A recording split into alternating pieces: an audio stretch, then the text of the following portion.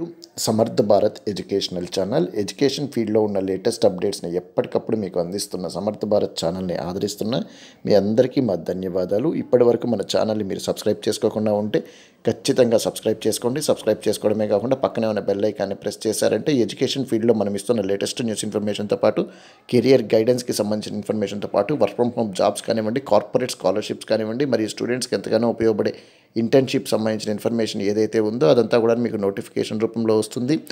ఇక ఈరోజు ఈ వీడియోలో ఏపీ ఎంసెట్ సీట్ అలాట్మెంట్స్ తర్వాత సెల్ఫ్ రిపోర్టింగ్తో పాటు విద్యార్థులు ఒరిజినల్ సర్టిఫికేట్ సబ్మిట్ చేయాలా లేదా అనే అంశం మీద మీకు ఇన్ఫర్మేషన్ ఇస్తున్నానమాట.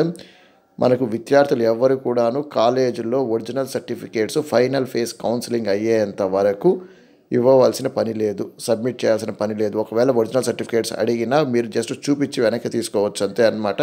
అంతకన్నా ఎక్కువ ఏం చేయాల్సిన పని లేదు. కొన్ని కాలేజెస్ ప్రెజర్ చేస్తాయి, ఒకవేళ మీరు ఒరిజినల్ సర్టిఫికేట్స్ ఇవ్వకపోతే మీ సీట్లు క్యాన్సిల్ అయిపోతాయని కూడా ప్రెజర్ చేస్తాయి. మీరు ఆ ప్రెషర్స్కి అన్నీ కూడా లొంగద్దండి. మీకు హక్కు ఉంది. మీరు ఫైనల్ ఫేజ్ వరకు కాలేజీలో సర్టిఫికేట్స్ ప్రొడ్యూస్ చేయాల్సిన పని లేదు. కాలేజెస్ అటెండ్ అవ్వచ్చు.